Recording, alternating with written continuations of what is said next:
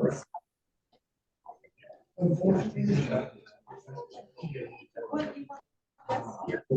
thanks. I'm good.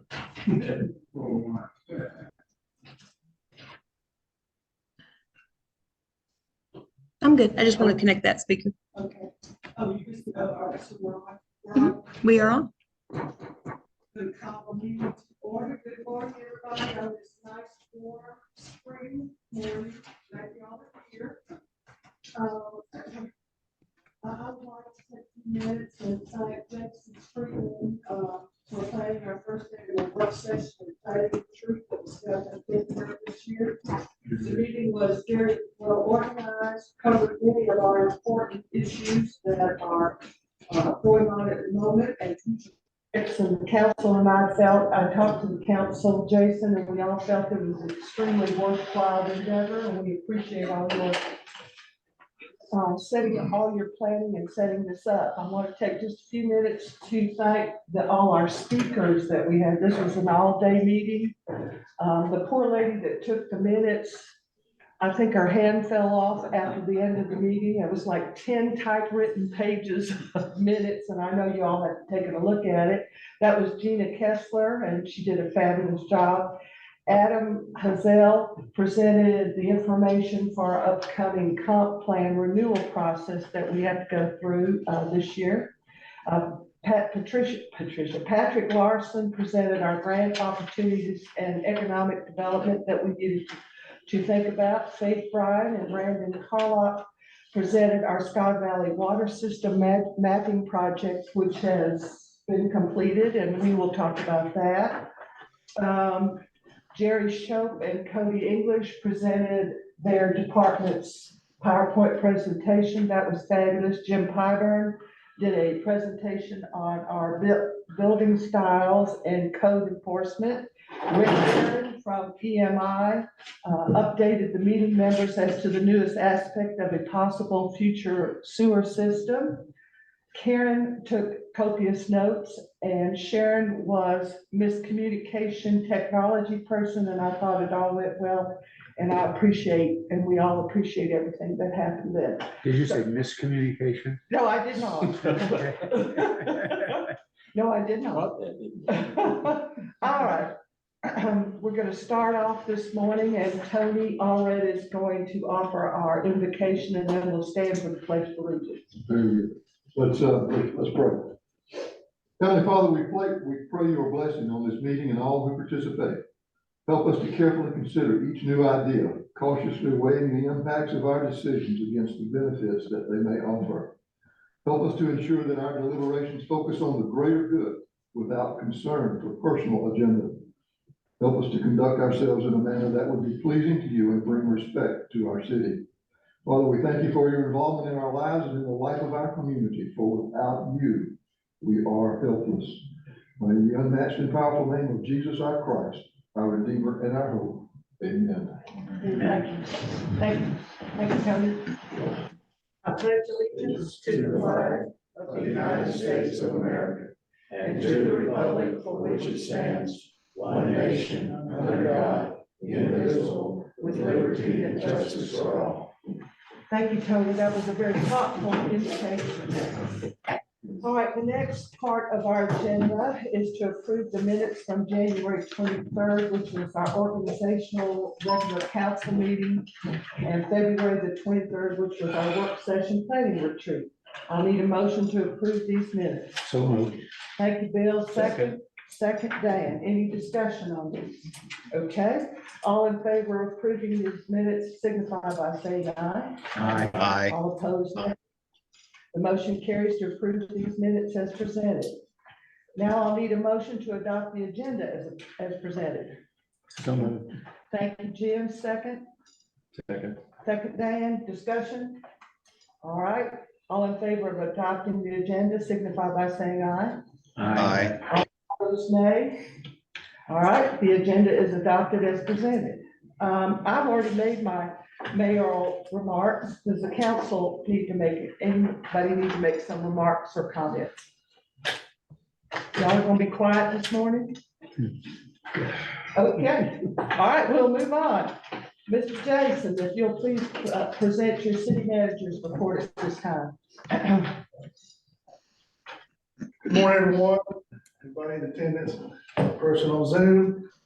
To echo the mayor, I want to thank everyone for participating in our planning retreat down in Gainesville. It was newly advertised, and it was a great opportunity for everybody to come and speak. And although no action was taken, it did give some insight as to some of the challenges that we're facing in the short term as well as the long term. I recently received word from the pickleball court contractor that as soon as we have about a week of good weather, when I say good weather, sunny days, probably lows no colder than about 50 degrees, they'll be back up to finish the pickleball court. As you all probably seen, it's kind of in a pause state for many months, but it should be well done and done by the time everybody comes in, and we're excited about that. They're gonna resurface it all. It's gonna be all color matched, and it should look like seamless, like all three were made at the same time. So anyway, just update on that.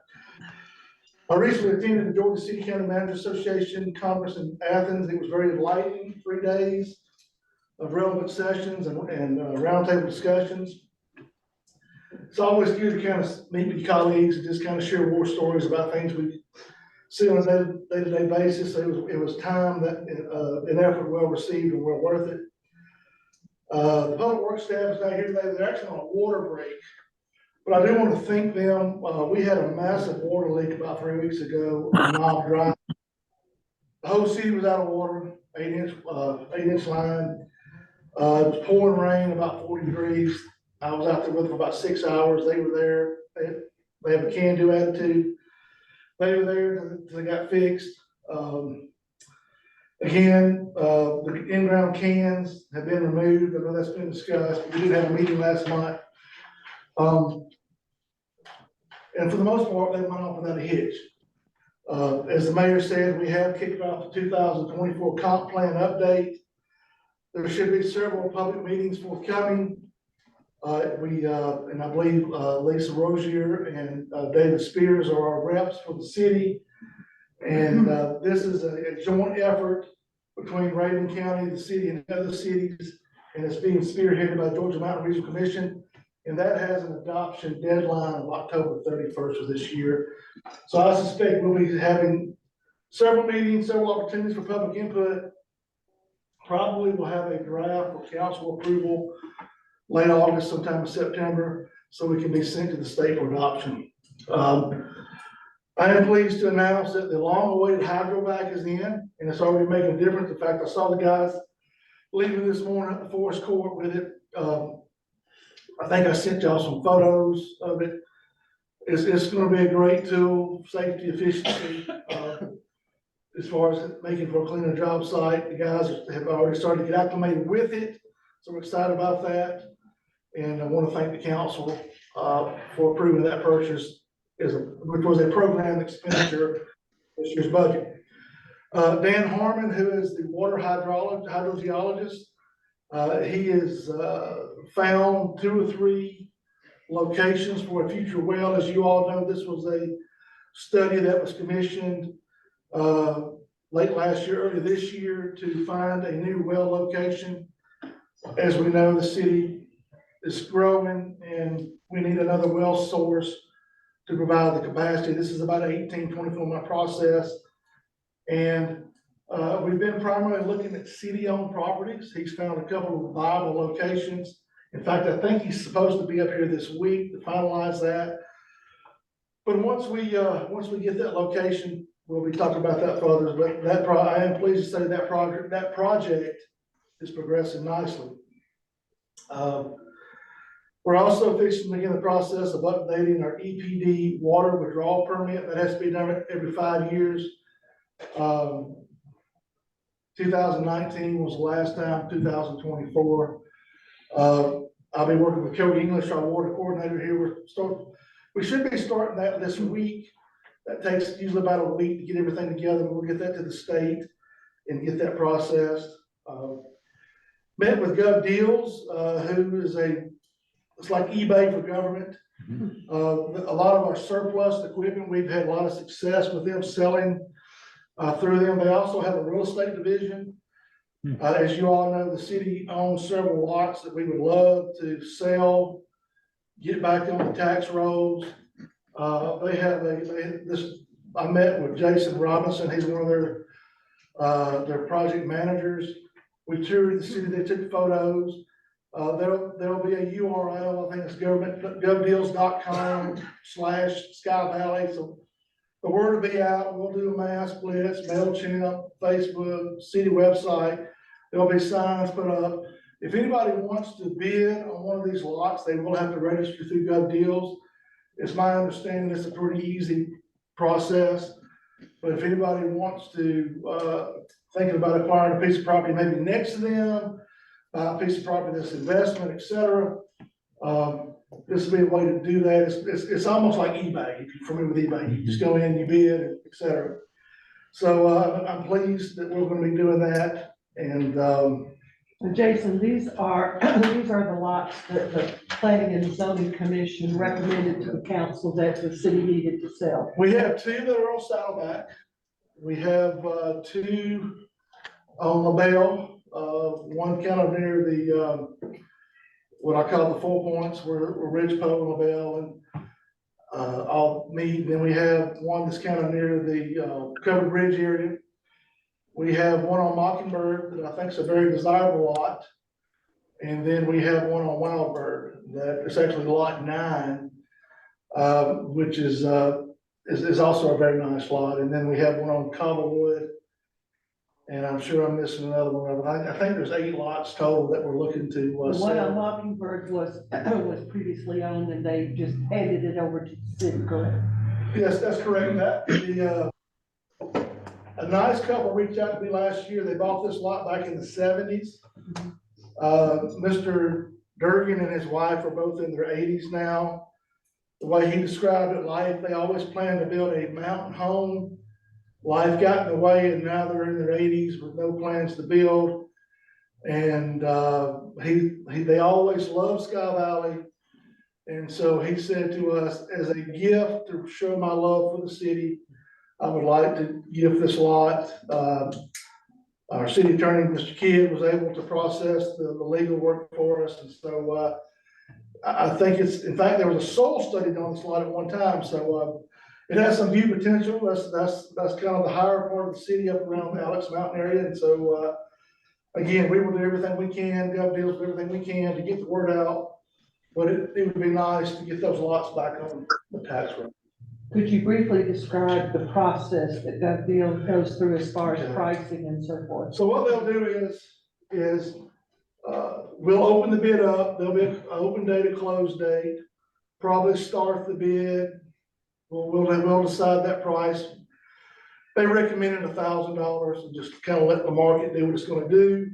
Probably let it run for 30 days.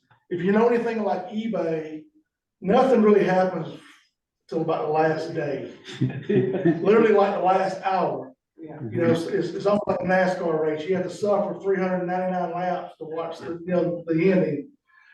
So once this is done and once whoever buys, there's a 5% buyer's fee. The buyer will have to pay that. So To GovDeals. to GovDeals, the processing fee. And once somebody buys that property, we'll provide them with all the legal deed work, et cetera. They own the lot. And the GovDeals will cut us a check once they receive the money. Much like they do when we sell the Subarus and some other equipment. The buyer pays that processing fee, which is a 5% processing fee. And so we're thinking probably 30 days. So in fact, I got a email yesterday afternoon, and I haven't had a chance to look at it, from GovDeals, where they kind of got the proof up, for lack of a better word, for us to look at and approve the language and the photos, everything's there. So I'll be looking at that this afternoon. But we hope to have that up live by, I say, April 1st at the latest. Hopefully we'll have this thing closed out by the end of April and we can get those lots sold. Are there minimum bids set or? We'll probably start out, some of them probably start out $100, the lots that maybe aren't as desirable, but we have 2 lots probably gonna start at $1,000. The Wild Bird lot, the Mockingbird lot, those lots, tremendous view potential, those lots, actually have had soil studies and they both, with perk, so that's good news there. So those lots are, you know, they're, I think they're desirable lots, so we're excited about, again, getting those sold and getting them back on the, on the tax rolls. Any other questions about that process? I had heard some alternative uses discussed for the lots along Wild Bird that didn't sell. Is that still Well, going on, or? We actually, as you all, Counselor, coincidentally enough, I was gonna get to that, you guys, Okay. but, you know, we put those lots out to bid about a year ago. We had some negotiations with the potential buyer. We had to work through some stuff, and coincidentally, we're actually meeting with her out today. She's buying lots 5, lot 6, and lot 7. Okay. So we're, so that is great. That was the way we did that again. But when Doug, Mr. Kidd and myself and the buyer are gonna be closing that out today. So that, I am pleased to say that we have 3 of those 6 lots have been sold through a previous public bid auction. There was just some delays, these things happen, but she's now ready to buy. She's a seasonal person, and she travels a lot, but it just worked out, she's here now, so I'm pleased to say we'll have 3 lots. We've got a considerable amount of money going to the general fund, and that's 3 lots that will now be back on the tax roll, so, I'm glad about that. But, we're going a different route with these other lots. I think this gov deals will be the way to get national exposure, so we're looking forward to that. If anybody's noticed, we've replaced several dozens of stop signs and poles throughout the city. We said a few left. As you all may have recalled, many months ago with Mr. Shields, our risk management person, the in-ground cans was a correction we had to make. The stop signs was another correction.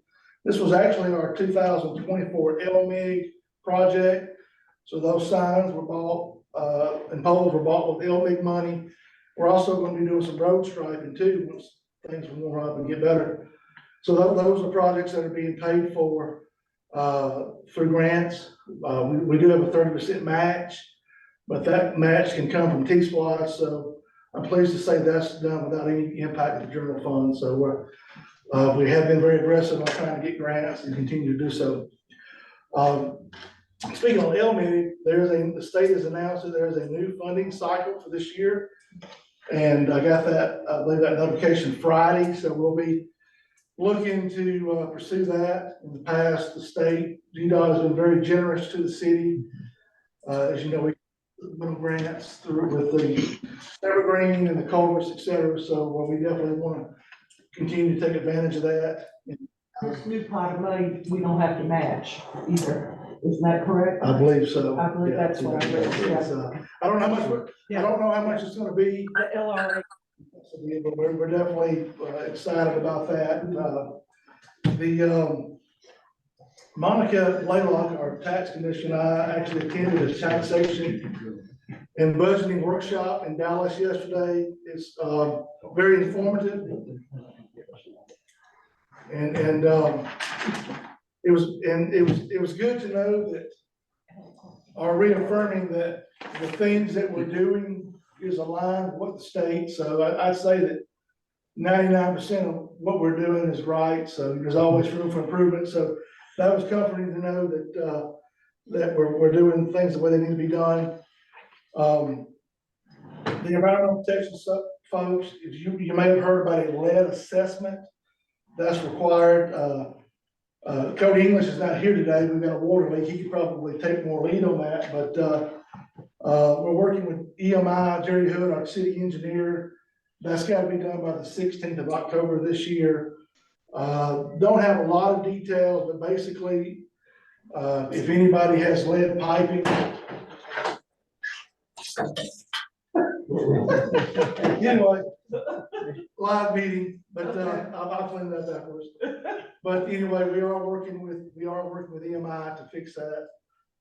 And so I want to congratulate Sharon Van Camp for receiving her certified email marketing certification.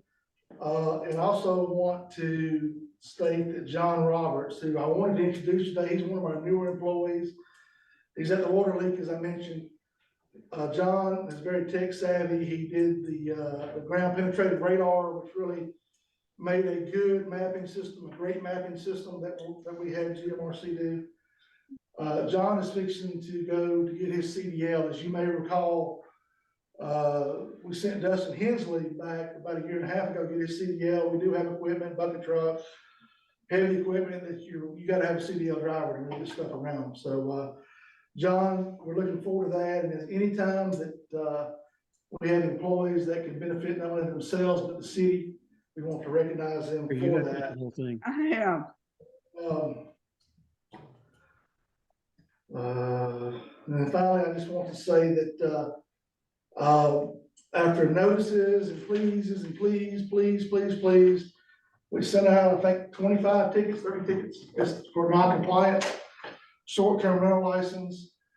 Has anybody come in, Sharon? You know, I know out here yesterday, have anybody come in and paid? Several have, and several have, gone and did realize their home is still listed. They Okay. haven't rented them, but now they've deleted those, so we're getting more in compliance. Yeah, unfortunately, we had a handful that, for whatever reason, either ignorance or arrogance, they have not come in to get their license, but they did get ticketed.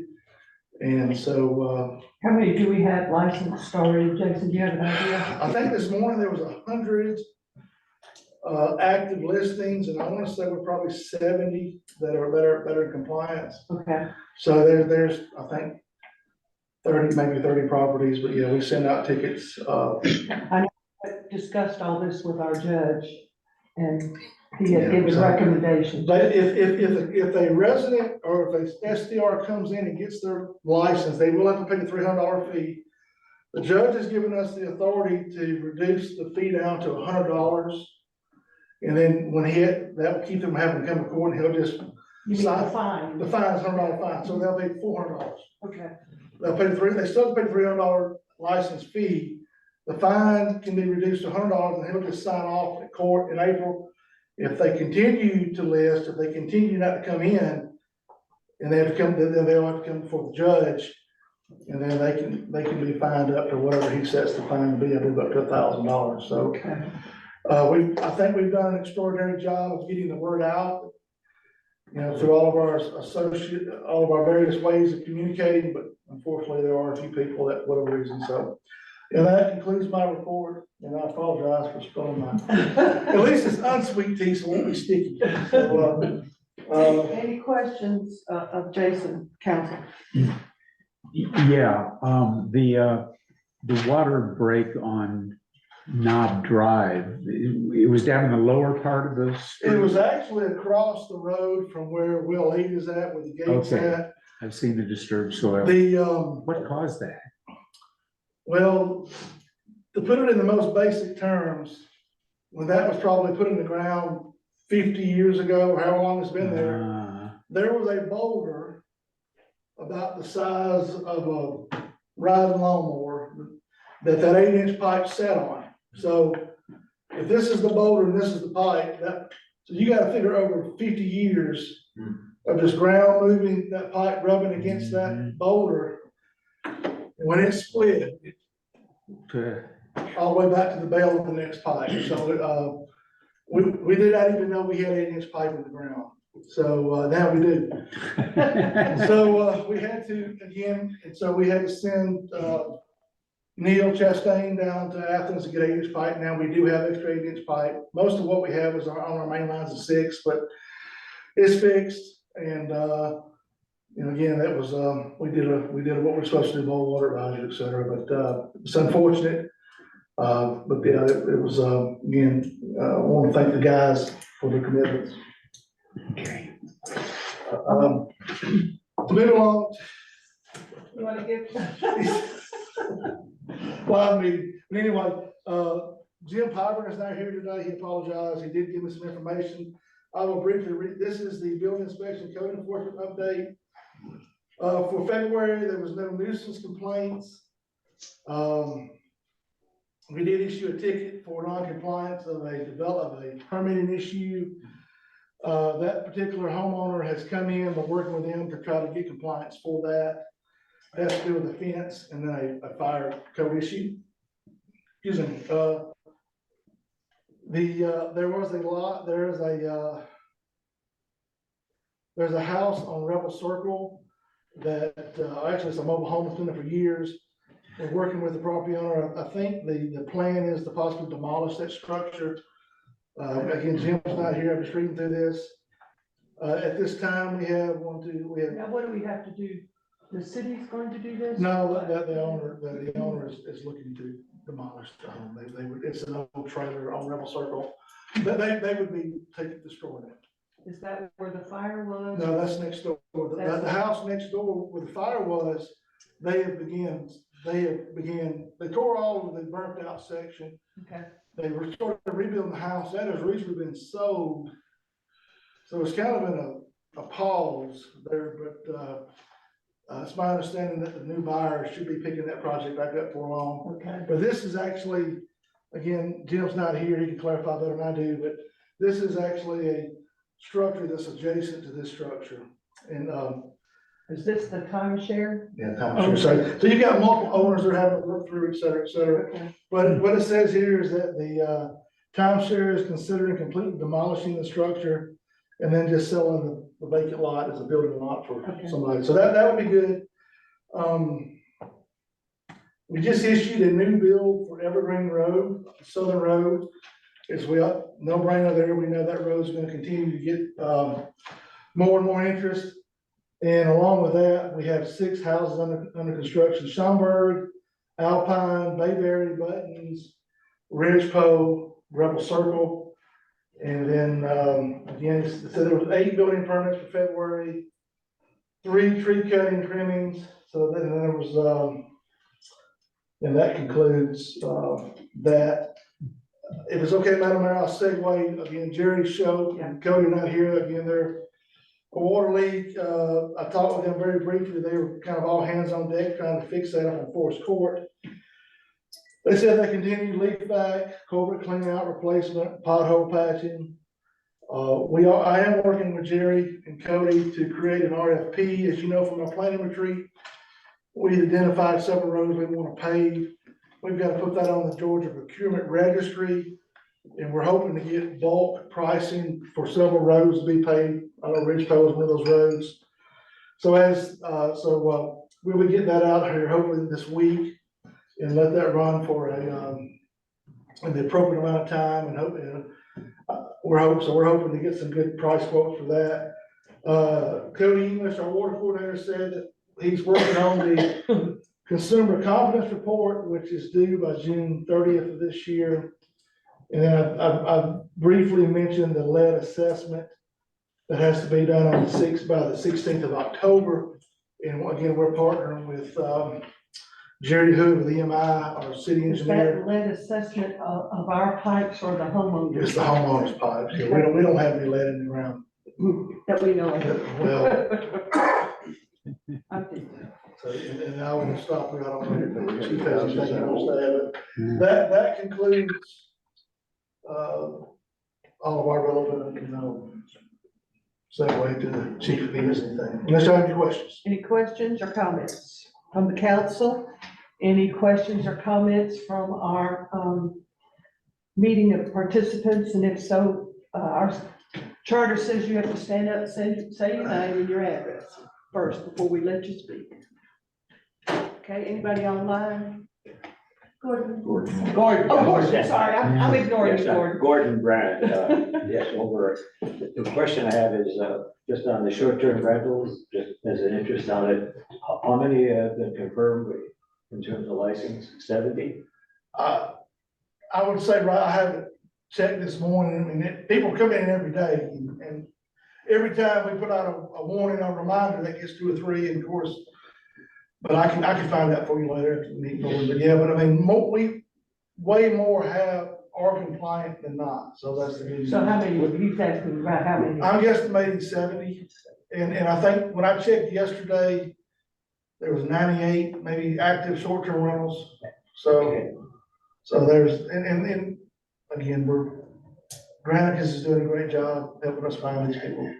I know what we're looking for in terms of marketing is, rentals, where at this point, we're visitors at location, they can, set something up, so. Do you think, in terms of time-wise, this list will be provided at one time for short-term rentals? I know we talked about that, I mean, I'm not gonna say that's proprietary this. information, but. Yeah. Yeah. But, We talked about working with Ryan at the club for when he has golf Right. packages.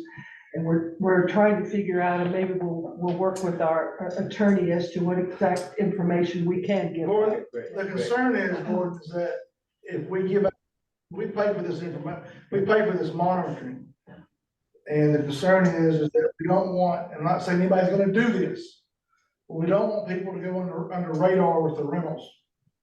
Because that's one of the ways we track, and if we have this list, then now somebody can do under the table rentals without going through Airbnb or Vrbo, which is the way we're, for lack of a better word, catching these people. Those are just some of the challenges we're trying to work through there as far as. And I'm sure your report, or your talk about us working with the club for when all these big companies want to bring in 50 golfers all at the same time for a package. And we want to be able to say, yes, we have wells, and we'll work all that out, yeah, legally. Anybody else need to say anything? Okay, Great. Here, oh, yes, sir. I need to discuss a bill that I got from the, my plumber about a water, that needs on my water meter Uh-huh. that was changed out. Mhm. When it got changed out, all the debris hit my house, and he had to flush all of my stuff out. My hot water heaters, my faucets and everything else had all that debris in it. Okay. I got billed from him for $601. Mhm. I'd like some compensation for, because it wasn't my fault that the debris got in the line. Debris got in the line by an outside source. We really, at this point, we really can't vote on something like that. Mr. Menard, what you will have to do is, if you would like for the council to address this, you will have to notify Jason I have notified. several weeks before our next meeting for you to be put on the agenda. Otherwise, we cannot give you an answer, is what I'm saying. There has to be a public notice of Yeah, anything we yeah. vote on. So if you would like for us to talk about that and discuss it and give you an answer, you'll have to wait till our next meeting, which I believe is April the It would be, 16th. yeah, he can just call, I mean, just be put on the, we ask to be put on the agenda. Right. Or if, If you would like for us to do that, Yeah, I need some resolution on this, okay? because it's not my problem when debris gets in your line. It's gotta be coming from an outside source, and the system was open when they changed water. And that's the only way that it got in there. Well, that, we will address that, and we will also have our water specialist and our public works guy here, and so we can have a discussion then. Okay? Thank you, sir. So we've had your public works and the Jim code Fowler. enforcement. Chief Estes, you are next up. I'll keep it short and quick for us. I think we've heard that before, Chief. We're gonna keep you on. Okay. Things going on in the department, Officer Brown's still out, waiting on his doctor's approval to be able to be fit for duty and come back. Because we don't want to bring him back with an ankle issue and then the city have to be responsible for the medical charges when we weren't the cause. Officer Clark, Dottie, as you may affectionately know her as, is I'm using a lot of her leave here right currently because as you all know, she's had family dynamic issues going on right now. So we're working with her. We're having to cover a lot of her shifts and things of that nature. And a lot of people are aware that she's out and missing some of her shifts. I just want to assure everybody that we're maintaining 24-hour coverage. Other officers are filling her shifts and things like that. And so we're trying to minimize our overtime expenditures on this. So some of that might be for an on-call status or whatever, but we are maintaining 24-hour coverage. So I didn't want anyone to be concerned about that. The new vehicle, that you'll be discussing later is on hand and waiting to be outfitted. It will be, utilized after all of that takes place. But on a different note, we've got a couple of things that we're gonna have to probably look at addressing on a financial thing is our bulletproof vests. We got several of them that are starting to expire as we speak. Some of them already have. They have a shelf life. So I'm looking for a grant for those. The problem is last time we got some of the vests, well, not the last time we bought them. The time before that, we got them through a program. Well, they only do that every so many years, and that's exactly how it was worded to me, so many years. So that couldn't get them nailed down, could we get the vest provided to us again from the FOP? Or police gave us 4 vests. Well, they have to look and see if someone else needs them before us, because we've already been given vests, even though they've expired now. So that's one thing that's on the horizon for us to look at. Some of our radars are failing. As you all know, we use that for traffic enforcement. Some of them are failing beyond the past of fixing because they're expiring as well, because some of them are 20 and 30 years old. They still pass their certification process, no problem with that. But the certification process is coming up this April, and we will probably be told that some of them have to be retired, will need to be replaced. So that's Are you another, talking about your the certification? devices. I mean, the certification that you're going for your police department? No. No, just the. This is for the okay, device. Okay, gotcha. Not to use the device, it has to be certified. Okay. I wonder why I don't have, maybe You got it. I must have. On a better note, we were granted a $9,000 grant this year, just a couple of weeks ago, from the Governor's Office of Highway Safety and the Georgia Association of Chiefs of Police. We applied for that. We were granted nine of the 10,000 possible. We got $9,000. We applied that to the purchase of the computers that we use in our cars, because everything's now required to be documented digitally, as you all know. So our computers were failing. We put in for this grant. We were awarded. We got $9,000. So by the time we outfitted our 4 main patrol cars, the cost of the city is going to be about $123.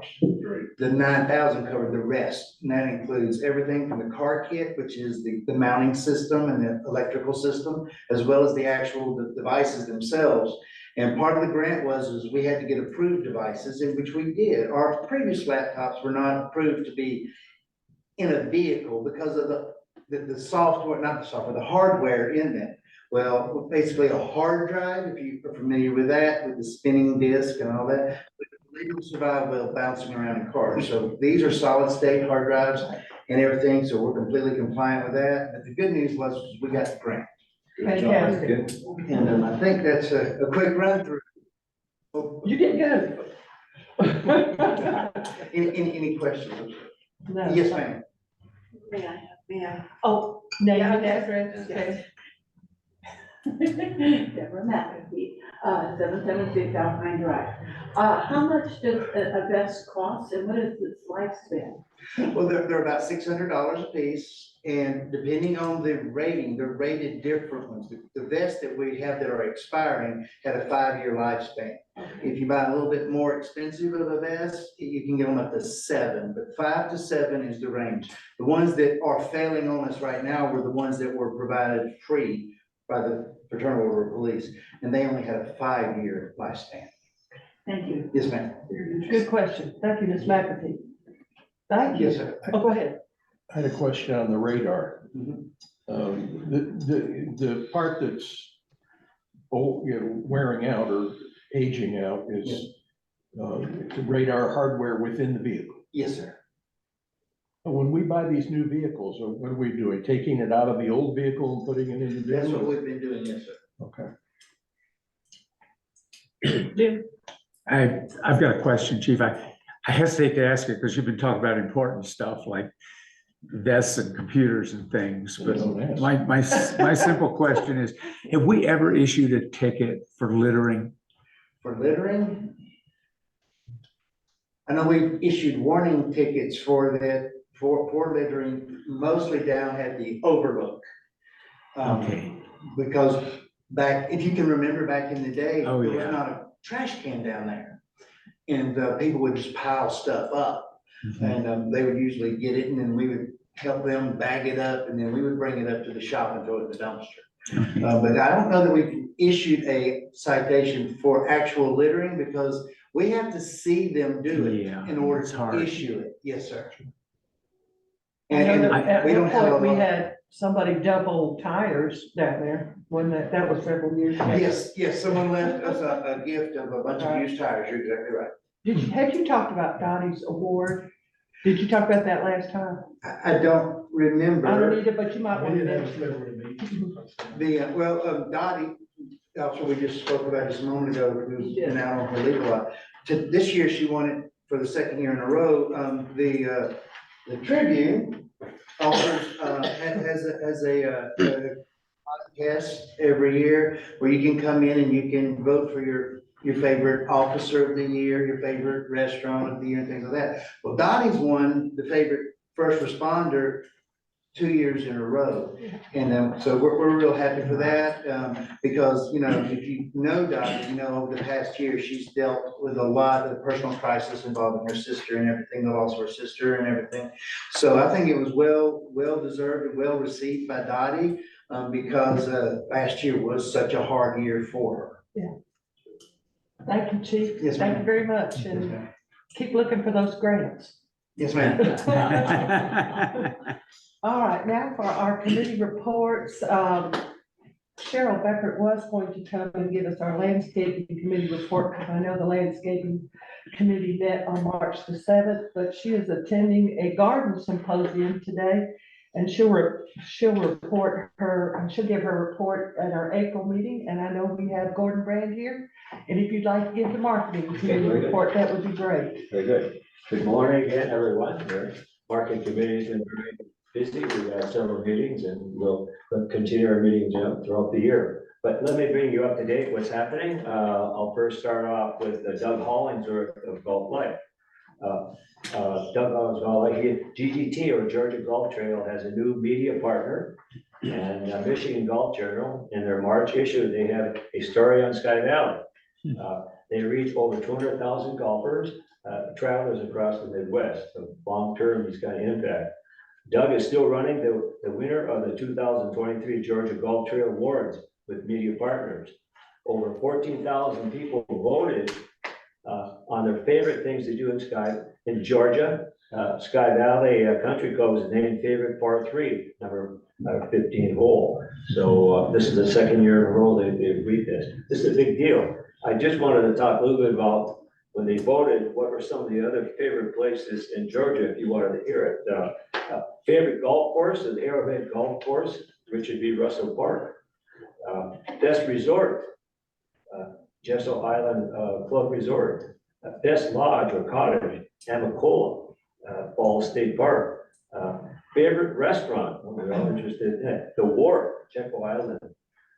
Best attraction in the state, in this case here, was Stone Mountain Park. Best value of golf travel, Georgia State Park golf courses.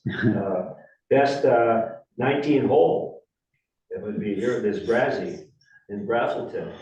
Favorite city to travel, all places, this was Savannah. Best place to hold a meeting, Jekyll Island Club Resort.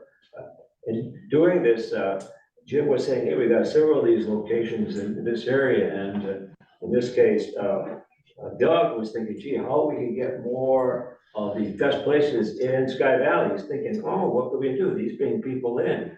And also, I know, Jim, you had talked about how we could market maybe in the northeast part of the area, the best places, Navajo and so forth. So then Doug was all considering that. So, good stuff.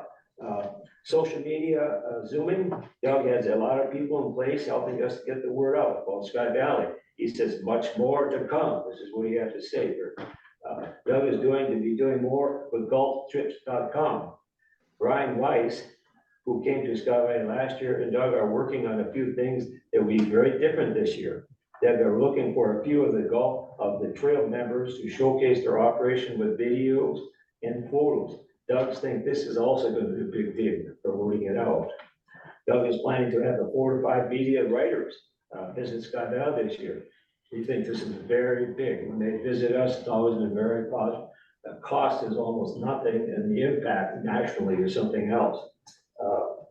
The third GSGA Women's Golf Club Championship will take place in Sky Valley, October 28th and 29th. We will promote, again, the marketing will promote and provide goodie bags. Doug is working with Jet Vegas, the contact person for GSG, to have this fun possibly every year. He thinks this is something, he'd like to see this every year come here. Big deal, all these people coming in, wonderful thing. So these are long-term planning events. The Sky Valley Country Club will be hosting the Georgia PGA Pro Tournament on July 15th and 16th. Another big deal coming here. We will again help by promotion and providing goodie bags. Doug has initiated, this is interesting, Doug has initiated discussion with Jekyll Island Club Resorts and Sky Valley Country Club to have reciprocal croquet tournament. And this is a big thing. Imagine working together. I know that in the hot summer days down in south, and all of a sudden they come up here and have a beautiful area and long-term kind of stuff. And I think it's good positive things about people coming up here. So Doug is doing a lot of really good stuff long-term. Want to talk a little bit about favorite things to do in Sky Valley.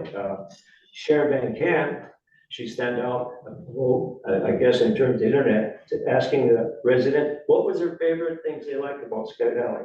And I'll just review them, some of them here. Interesting comment. Assessing regional airports, easily Asheville, Greenville, and Atlanta. Other comments were art classes at the gallery, 441 and Dillard. Bocce ball, things you can do here. Capturing beautiful sunrises and sunsets.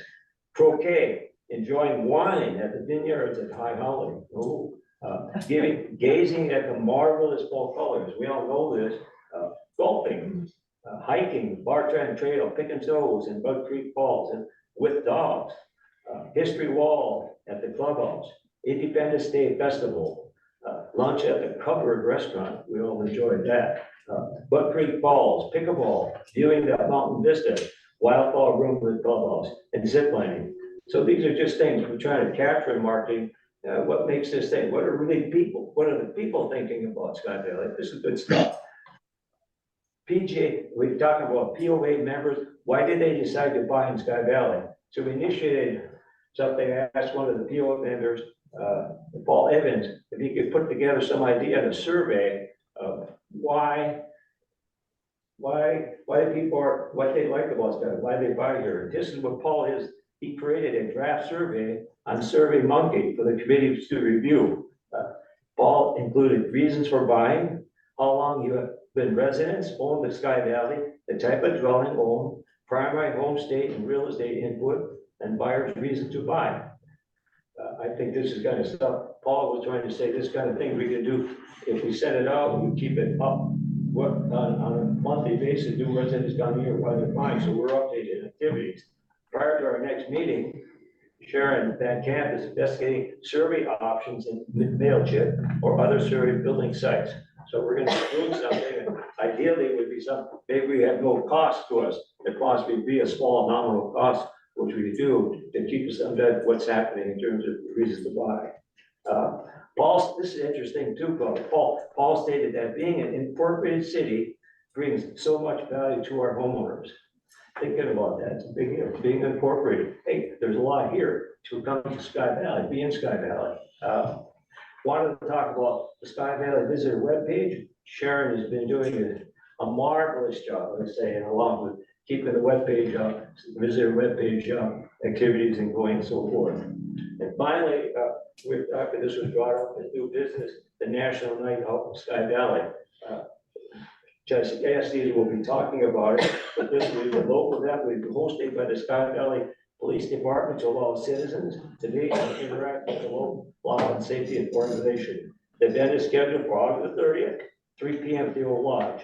Chief Estes at our next meeting, which is next, he'll be talking to us about it and see how the marketing committee could help promote this. That's it. Any questions? Thank you. Good. Good stuff. Good job. Very And good. you- Thank to you. quote you, good stuff. Thank you, Gordon. Thank you. Any questions or comments for Gordon? Thank you. Thank you. Okay, well, let's move on to discussing the proposal amendments to our solid waste and trash ordinance. We spent some time this morning in our workshop discussing what needed to be changed and edited. Jason, if you'll just give a real quick summary of the real quick areas that we talked about and what we talked about. And Madam Mayor, I'll give a brief discussion, and I will formally do the first reading here. Okay, The biggest takeaway from this is the in-ground cans are out. That's an option, that's been well discussed why that project's been through. We need to remove that. And then we better define some other things within the ordinance as far as what do we do if Monday's a holiday? What do we do the next day? What do we do with inclement weather, et cetera? So really, it's just kind of cleaning up some things there. But the biggest thing was, again, taking away the in-ground option. We talked about some cans and things like that, but again, I just want to say that's it. So first reading here, City of Sky Valley, Georgia Solid Waste Ordinance. An ordinance to amend previous solid waste ordinances. To define terms and phrases relating to the collection and disposal of trash, waste, recycling, and garbage. To regulate the receptacles and containers for the same. To provide for the manner of preparation of the same collections. To provide for the manner of collection. Of construction, trash, and garbage from commercial establishments and places of residence. To prohibit the deposit of trash, debris, or litter upon vacant lots. To prohibit burying refuse, polluting waters, or spilling trash, garbage, and other debris upon city streets. To provide for kinds of collection services to be offered, the days of collection, and a schedule of charges therefore, to provide penalties for violation, and to repeal all ordinances or portions thereof in conflict herewith. So that's the first reading, Madam Mayor. we are required to do 2 formal readings. This will suffice as our first reading, which does not need to be approved by the council at this time. We will have our second reading and discussions at our next meeting, and then we will have our approval vote. Any questions or comments from the council? We had a certain amount of discussion earlier this morning at the workshop. Could you elaborate on the special collections? When are they gonna happen? How often are they gonna happen? A special And what collect- sort of charge, if any? A special collection is just any collection that's beyond the trash program. Debris, yard debris, I've got some yard debris to pick up. As you know, by our ordinance, the first 15 minutes is free. Essentially, just better defined, you call in City Hall, get a work order. I know Kevin Branco is our he's our work order guy. That gets processed, that gives a record we have on file. The guys go out, they know that when they get there, the clock starts ticking. If it takes less than 15 minutes, that's a service we provide. If it takes longer than 15 minutes, then we start billing. But a special collection is just any collection that's beyond what we normally do under our trash program. Okay, as I read the ordinance, it says that special collections aren't part of the normal fee for garbage collection, but what you just described is our current policy. And do I understand that the current policy doesn't change as a result of this? You still, I mean, you just call and do a work order. You still, per the fee schedule, you still get the 15 minutes for free. But in 90% of the time, we pick it up, it takes less than 15 minutes. Right. Yeah. Right, okay.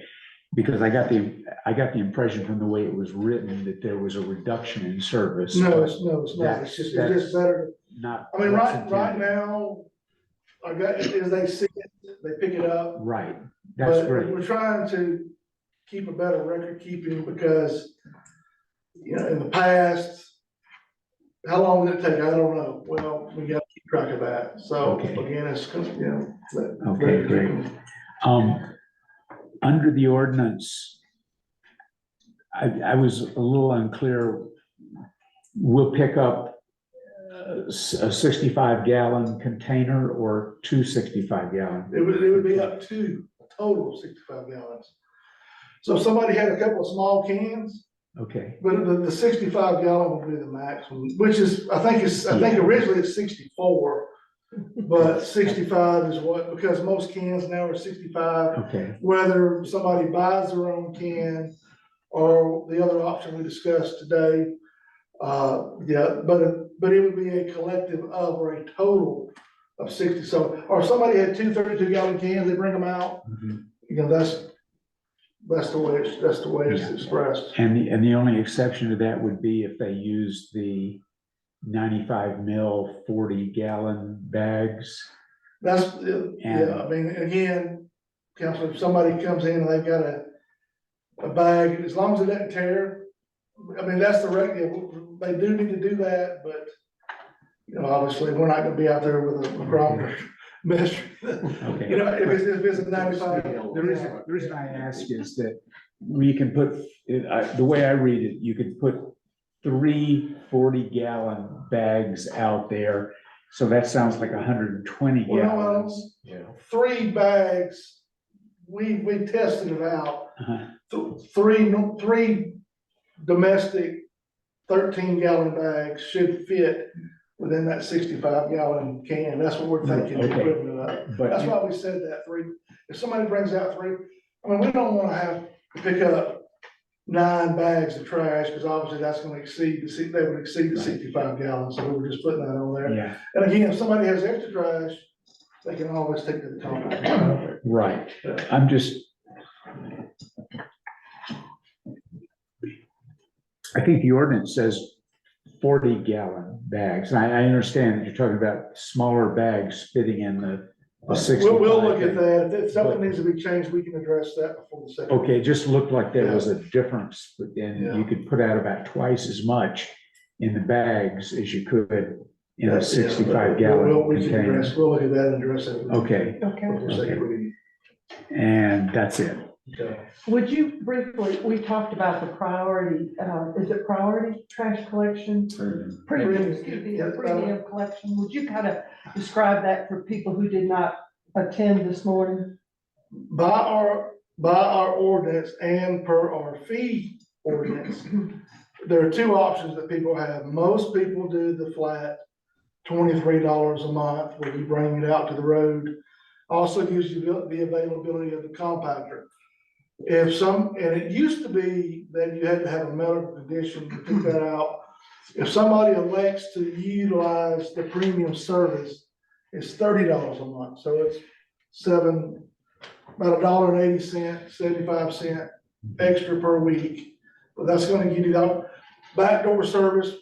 If you don't have the ability to roll your can down, you put it at the back door, our guys will stop, they'll pick it up, you know, bring it down the hill for you. So that is an option. They just need to contact City Hall. We can modify their agreement, and we'll just bill them, instead of getting billed $23 a month for trash, they get billed $30 a month. And, Okay. Thank you. We said we would advertise that more. And we also discussed the purchasing of 300 rollout cans, and I don't want you to go through it all, but just give us the brief summary of, clear up the confusion about the that. 300 cans was just a quote that was given to us. If every can, we figured it's probably 300, because a lot of people, they don't bring the trash out, they use the compactor. A lot of people go down to the mountain, Raven Gap. That was just a number that was given to us by Schaefer. The minimum purchase would be 50 cans to be able to get a price break.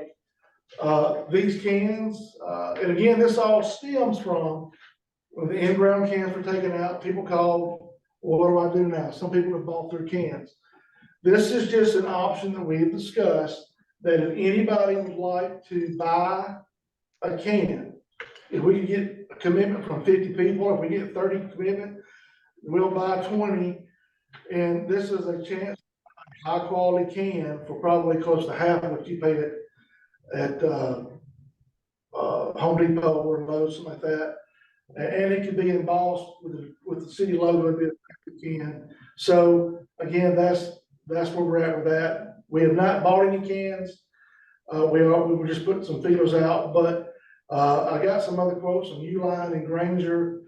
These Schaefer cans are high quality cans. You probably would be getting a better can here for about $60, or for a 65-gallon can. You probably pay for 100 at Lowe's.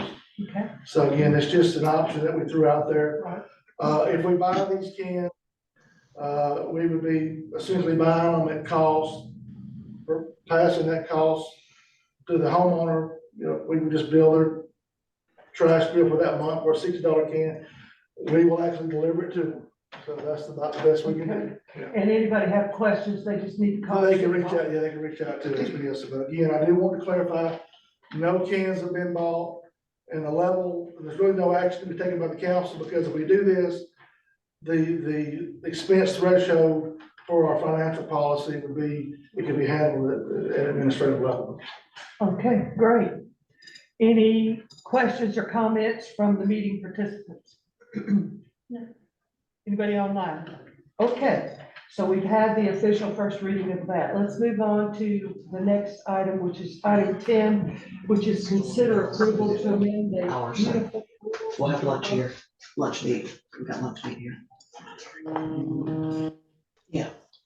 Bring you something right here? Okay.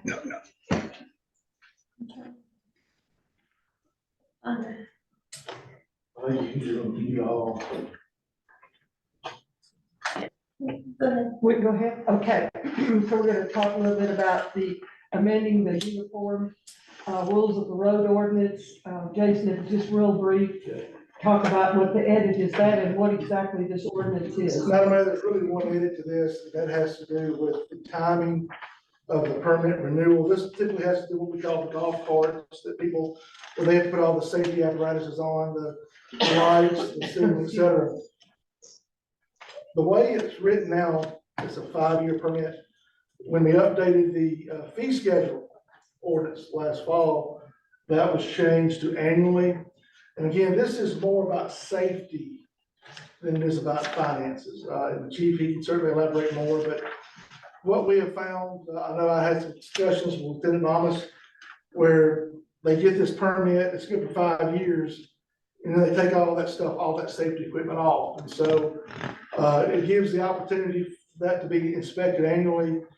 There's also been complaints about, they didn't like the attractiveness of the weights the permit are given. I think they've come up with an attractive color coded decal. Again, he can elaborate if he'd like to, but again, it would be an annual process. I know there's been some discussions about maybe having a day where everybody brings it in and they could do it, but again, it's just aligning this to an annual with the fee ordinance, and so Well, then you want to the go. first reading would be an ordinance to amend previous uniform rules of the road ordinance to define terms and phrases relating to the uniform rules of the road, traffic signs, signals and markings, speed limits, parking of motor homes, recreational vehicles, boats and trailers, and permitting of personal transportation vehicles, which we're talking about, and to provide penalties for violations and to repeal all ordinances or portions thereof and herewith. So that is the first reading of that. Any comments or questions from the council? Any comments or questions from the meeting participants? No. Okay, so that qualifies as our first reading, and as before, the second reading will be at our next council meeting, and then our vote for approval or non-approval. Chief Estes, did you need to add anything to that, to the? And just maybe clarify, Jason pretty much nailed everything down. One of the things that people were doing was removing the equipment because they travel and some people carry their golf carts to different houses back and forth to Florida mostly. Right. And they did not like the decals on there, and so they would scrape them off. And we would check them and where's your decal? Well, I have a permit, and we'd have to look them up. So we came up with, like Jason said, this color coded system that will not permanently be on their cart, so they don't have to worry about that. And it's, as you can see, it's a bright color, and this is for 2024. This will be attached up by the rearview mirrors, so that as they drive by, it can be easily identified. And if we do not see them, we will know to go inquire. Where's your permit? Do you have one? Have you been inspected of that nature? And they will be annual, as this one stands 2024. And Sharon and I and Jason and I had previously talked about when would we start doing this? Some people were thinking maybe we could do it like our car tag on your birthday. Well, that's a little bit cumbersome for us to deal with. So what we decided to do is instead of, this is for 2024, but most of our people are not in town with their golf carts in January. So we will probably do something similar to what some of the state parks do. State, as you all know, the state's fiscal year is July 1 to July 1. So we're gonna probably assume, what was the date, Sharon, that we figured was the good one? It was the welcome back party, right? Welcome back party, I believe that was like June 22nd. Yeah. And so that's kind of like our official kickoff to the summer is we have the welcome back party and most of our people are here. So somewhere around that day, we may even decide to do July 1. We haven't really decided on that yet. That's something we can have a conversation about at a different time. But so it would be good from like July 1 of 2024 to July 1 of 2025. That gives people a chance to get back for the summer months when the carts are mostly used. So, but they will be different colors for each year. And they're durable, they're plastic, and won't damage their cart. And it can be attached up there to their rearview mirror. And easily viewed. Yes, ma'am. Thank you, Yes, ma'am. Chief. Any other questions? Question, Yes, sir. Chief, are you gonna prorate the cost if somebody comes back in March and wants to buy one for this year and only gets 2 months on it? Or- No, that it will go into effect probably on the beginning of July. So if they bought it in January, it doesn't matter. It's good until next July anyway. Be 12 months from July 1 to July 1. They have from January to July to get it. But they would not be ticketed. Let's just say that they had this tag in March of next year. No, because this tag would not expire until July 1. Okay, that's Yeah. good. That's Kind good. of like what we used to do with our car tags. Yeah. Good question. Any more? Okay. Let's move on to item number 11, which is consider the approval of a resolution to enter into a capital lease purchase program through GMA to purchase our 2023 Ford Explorer for the police department. I know that this capital expense was approved in our Sky Valley budget for 2024. The reason for the resolution is that because of the resolution, we have to go through and approve the resolution because it's a purchase, a lease purchase program, a finance plan. Is that correct? Yes, ma'am. Okay. You need to explain the proposed financing for this vehicle, Jason, or? Just, Madam Mayor, this was a program expenditure. We set aside money with the intent of doing a multi-year capital lease purchase. This is an asset that we do own. At the end, there's one payment per year versus a monthly, it's an annual payment. I think it's around 13,000 a year. And that would cover the purchase of the vehicle. I think the interest rate was around 5%, which right now is very competitive with the way things are. And the resolution again is that because GMA is kind of broken in this deal, it's just a formal notice that the city is entering into the agreement. That way they can't come back and say, well, who authorized this? You're actually going on record. So it's a requirement they have. It's a box that has to be checked. Again, this was a budget expenditure. The vehicle was already here, so you just need to formally adopt the resolution so we can, And I assume. so you can sign the papers and take delivery. I assume that y'all have taken a look at the resolution. Are there any questions or comments from the council? Is it, why are we doing the lease instead of an outright purchase? Just the costs, I mean, just trying to, absorbing that upfront cost. I mean, we've done that in the past. Yeah. It just trying to maintain budgets and just keep it, that was an option. we Is explored. there another vehicle that we've done on a lease purchase that is There was one- ending, so now there's room in the budget to get The, the next one one this of the way? Durangos was bought through a Okay. capital lease, and that debt has been satisfied, or that lease program has been satisfied, and we own that outright, so, it's just, again, it's just a way to, do this, I mean, the two previous vehicles that we bought, Mhm. the two white Explorers, they were bought through, one was bought entirely through Splost, Right, and then the other one was bought through a combination of some Splost, some leftover ARPA money, some leftover capital projects money. And then we were fortunate enough that when we sold those two old Subarus, we were able to reimburse some expenditure for that. So, those were, program expenditures that we had ways to pay them without impacting the general fund, but this was just a way to buy the vehicle without really that total cost hitting at one time. okay, Yeah. okay. Any other questions? Any questions from our meeting participants? Okay. Well, at this time, I'll need a motion to approve the resolution for this purchase. So moved. Thank you, Dave, a second. Second. Any further discussion? All right, all in favor of approving this resolution signify with aye. Aye. All opposed, nay. The resolution is approved. All right, now we go to our public forum, which is in person, with business for the council and not scheduled on the agenda. Can get up and speak for a maximum of 5 minutes. No formal action can be taken. Do we have anybody who wishes to speak? Anybody online? Okay, Tony, get ready. I will need a motion for adjournment. So moved. Thank you. Second. You're stealing this. Oh, I'm sorry. I withdraw. Okay. He hasn't made the motion yet, have you?